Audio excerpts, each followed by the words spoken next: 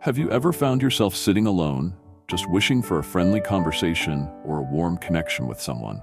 As we age, it's not uncommon to experience feelings of loneliness, especially when family members are far away or life changes. But here's the thing, loneliness doesn't have to define our golden years. In fact, with just a few simple strategies, you can stay connected and continue to enjoy vibrant, meaningful relationships, no matter your age. In this video, we're going to talk about 5 practical ways to stay connected and combat loneliness after 60. These aren't just tips to help you feel less lonely. They're ways to add more joy, purpose, and community to your life. We'll focus on building emotional connections, maintaining your independence, and feeling part of something bigger, all of which are essential for your mental and physical health. So let's dive into the first tip, which is a great way to stay socially engaged. Let's talk about joining local clubs or classes. I know it may sound a little daunting, especially if you've been on your own for a while, but participating in a local group can do wonders for your mental and emotional well-being. Whether it's a book club, a gardening group, or a fitness class, these settings provide you with the opportunity to meet like-minded individuals who share your interests. And the best part? These social groups offer something so important: routine and belonging. Joining a local club or class not only gives you the chance to make new friends, but also helps keep your mind sharp. When you engage in discussions, solve problems together, or learn new things, you stimulate your brain and create a sense of purpose. If you've been hesitant to step out and try something new, now might be the perfect time. Imagine walking into a room, meeting a group of people who share your love for gardening, or maybe you're a history buff, and a local history group welcomes you with open arms. It's all about making the effort to be part of something that excites you. Additionally, these groups tend to be supportive environments where people understand the challenges of aging and can offer empathy. The friendships you form in these settings are built on mutual respect and shared interests, creating deeper and more meaningful connections. Let's move to the second point: volunteering. Now, volunteering isn't just about helping others. It's a powerful way to stay connected and maintain a sense of purpose. It's common for people to feel like they're no longer needed or they've outlived their usefulness, but volunteering challenges that mindset. By offering your time to a cause you care about, whether it's helping out at a local food bank, assisting in a community garden, or even offering your expertise in a mentorship program, you bring value to others while also gaining something for yourself. Volunteering creates opportunities for connection and provides you with the satisfaction of knowing you're making a difference in someone else's life. Plus, it's an incredible way to meet people from all walks of life and stay active in the community. You don't have to think of volunteering as a huge commitment either. Start small, perhaps just a few hours a week, and see how it makes you feel. Volunteering helps combat loneliness by providing a sense of community and the reward of contributing to something meaningful. It's also been shown that volunteering helps reduce stress and improve overall well-being. And the best part? You get to see how much your time and efforts matter to others. Imagine that simple act of kindness, whether you're walking an elderly neighbor's dog or helping a child with their homework. It can be the spark you need to feel more connected. Now that we've covered joining local groups and volunteering, let's move on to the next way you can stay connected: technology and social media. Yes, I know, technology can feel a little intimidating if you didn't grow up with it, but it's actually one of the best ways to bridge the gap between you and loved ones, especially if they live far away. Using video calling platforms like Zoom, Skype, or even simple texting can make a world of difference. You can check in with family, chat with old friends, or even share daily moments. The great thing about these platforms is that they're easy to learn and have become an essential part of our lives, especially during the last few years. Don't be afraid to ask your grandchildren or children to show you how to set up and use these apps. Technology has the power to keep you connected with the people you care about, no matter the distance. The beauty of staying in touch with technology is that it's not limited to just family and friends. There are numerous online communities for virtually every interest, whether it's art, cooking, fitness, or even spirituality. You can take part in online forums, webinars, and virtual meetups that allow you to meet new people and discuss topics that interest you. It's a great way to stay mentally sharp and learn new things, while feeling like you're part of something larger than yourself. So now, let's pause here for a moment and reflect. Staying connected after 60 is about more than just avoiding loneliness. It's about keeping your mind, body, and spirit engaged and fulfilling the emotional need for companionship and purpose. In the next part of this video, we'll dive deeper into more strategies to stay connected and share some stories of real people who have transformed their lives by stepping out of their comfort zones. Let's move forward together, embracing these steps to live a full and connected life. Part 2, Middle Points, continued. Now that we've talked about joining local clubs, volunteering, and using technology to stay connected, let's dive into the importance of maintaining regular social interactions with family and friends. It's easy to get caught up in our own routines, especially as we age, and it can sometimes feel like we're not as important to those around us.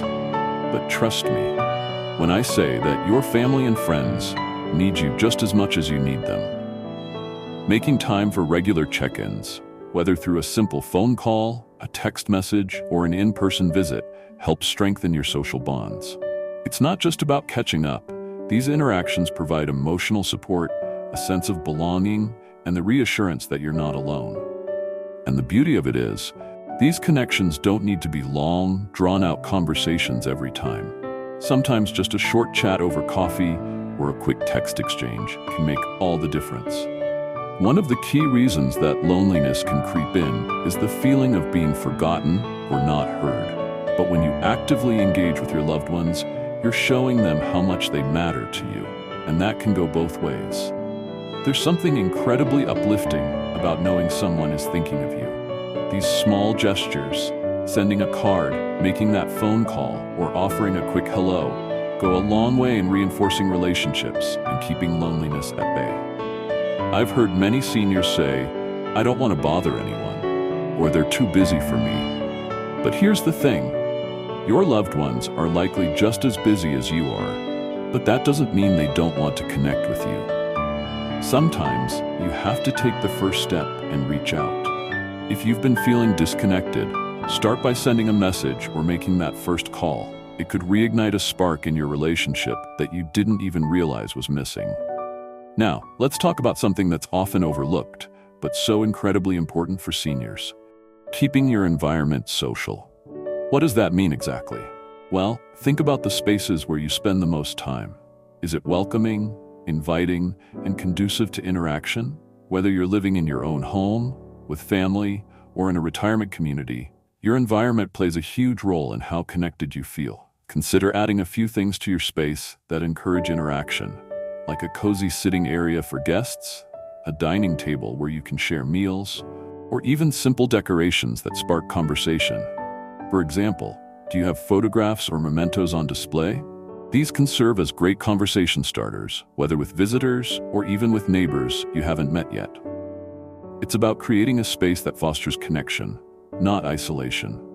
Another aspect of a social environment is engaging with your neighbors. Many seniors feel like they're invisible in their own communities, but this is where small changes can make a big difference. Start by saying hello when you see someone outside, join neighborhood events, or even offer to help a neighbor with a small task. In communities that value connection, even the smallest interaction can open the door to lasting relationships. One senior woman I know took it upon herself to introduce herself to her neighbors by simply organizing a monthly coffee gathering in her apartment building. The turnout was small at first, but over time, people started looking forward to the gatherings. It wasn't just about the coffee, it was about creating an opportunity for connection, conversation, and companionship.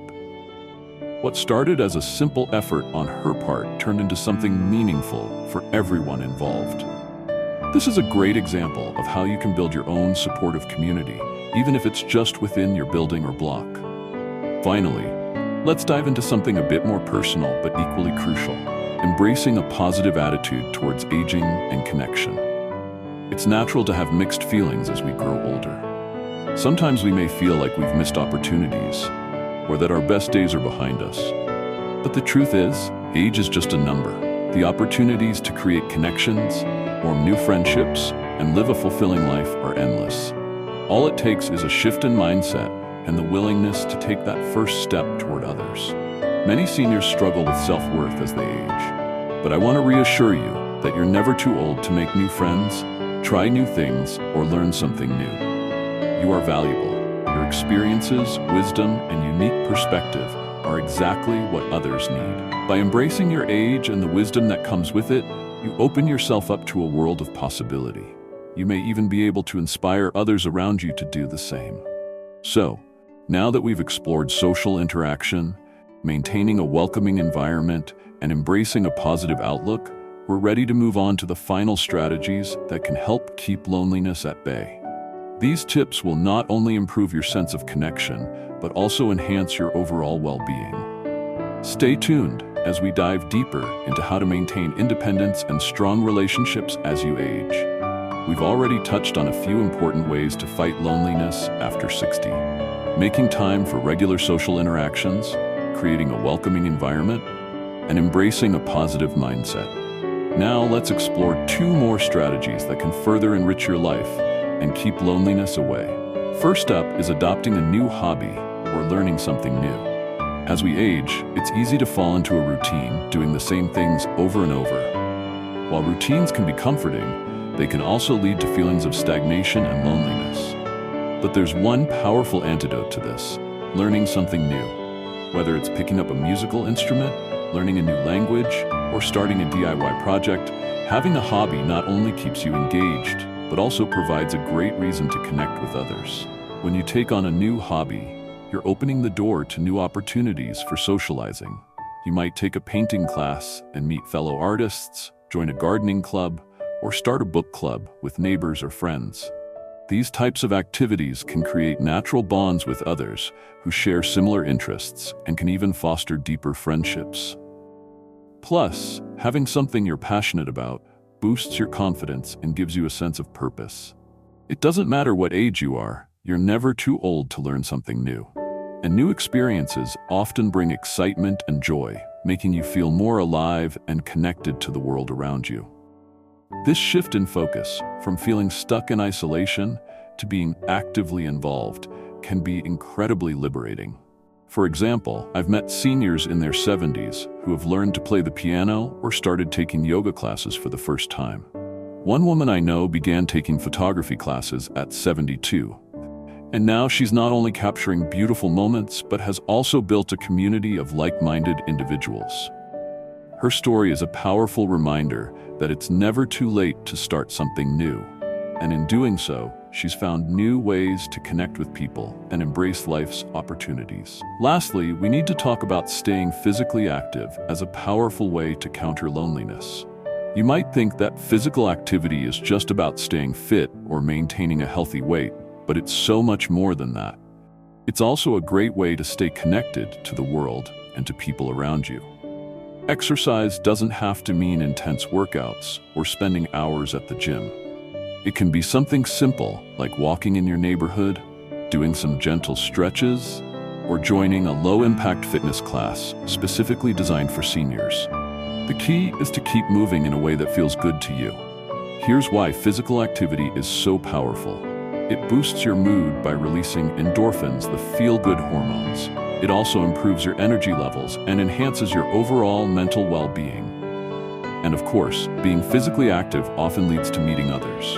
Group exercise classes, walking clubs, or even just saying hello to a fellow walker can create the kind of connections that break the cycle of loneliness.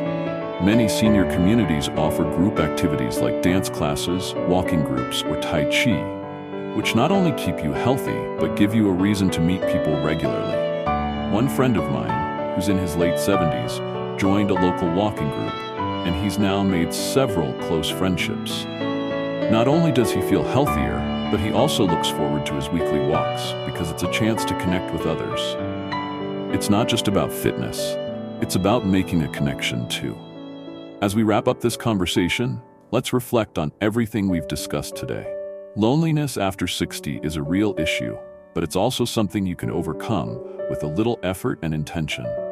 By making small changes, like reaching out to loved ones, creating a social space at home, staying active, and engaging in new hobbies, you can turn isolation into a thing of the past.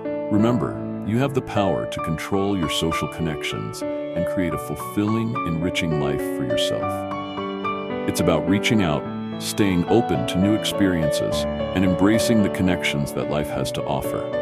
You're never too old to make a new friend, start a new hobby, or live a life full of love, laughter, and meaningful connections. I want to encourage you to take action today. If there's a neighbor you haven't spoken to in a while, reach out to them. If you've been thinking about taking up a new activity, now's the time to start. Small steps can lead to big changes, and you don't have to do it alone. There's a whole community out there, and they're waiting to connect with you. So, what are you waiting for? Let's keep this conversation going in the comments below. Share your thoughts, your stories, and how you stay connected with the world. And don't forget to like this video and subscribe for more content like this. Here's to living your best life at any age.